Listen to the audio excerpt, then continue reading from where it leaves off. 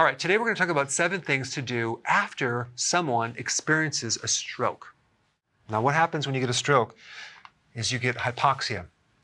So you have a blood clot in the brain and you start killing neurons. So you damage brain tissue. So you have this lowered amount of oxygen that then causes the brain tissue. The brain tissue is very sensitive to oxygen and it does not survive without oxygen. In fact, your brain only represents 2% of the tissue in your body, but it uses 20% of the oxygen.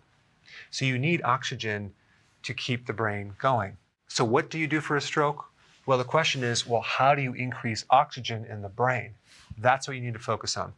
The single most important thing that I would recommend, and to do this as quickly as possible, is to do hyperbaric oxygen therapy, because what they do is they combine pure oxygen, well, it's probably like 99.5% oxygen under pressure. So it pushes all this oxygen through your lungs up into the blood, up into the brain. So it can really help heal the damage after a stroke. So this would be number 1.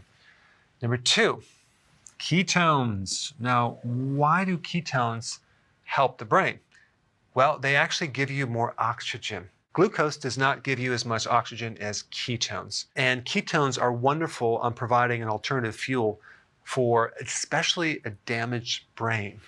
Now, how do you do that? Exogenous ketones. You can get these as supplements called ketone salts. And I would consume these through the day. So even if the person doesn't change a diet, which we recommend they do, and they have higher glucose, if there's ketones in the blood, because you took this, the brain will use the ketones over the glucose. MCT oil can also give you ketones. Going on a low-carb diet can give you more ketones. And intermittent fasting can spike your ketone levels. So all of these are essential if you had a stroke. The worst thing to do is stick with the standard American diet and snack. Okay, that would be the worst thing you could do. DHA is also very important. This is an omega-3 fatty acid, and your brain needs that as part of its structure. This has been shown to help improve a damaged brain, so I would consume a good amount of it. Vitamin D can help repair a damaged brain. Lots of exercise will flood the body and the brain with O2, and I would definitely want to include long walks, low stress, lots of oxygen, very, very important. Now, there's something else that you may want to consider, and it's called acute intermittent hypoxia.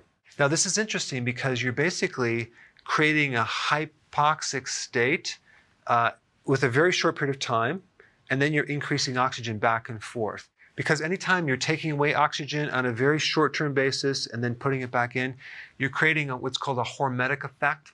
So you're causing a stimulation of certain genes that increase the growth of brain tissue.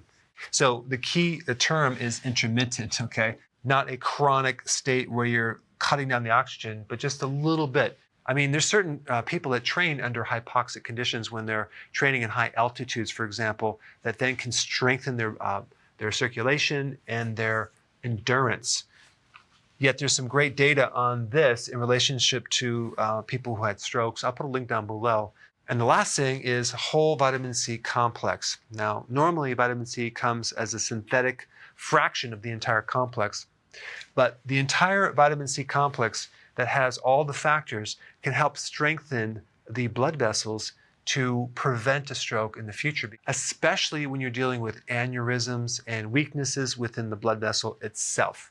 All right, there you have it, the 7 things that a person should do after they experience a stroke. So if you want more knowledge on how to create a healthy body, subscribe now and get daily notifications.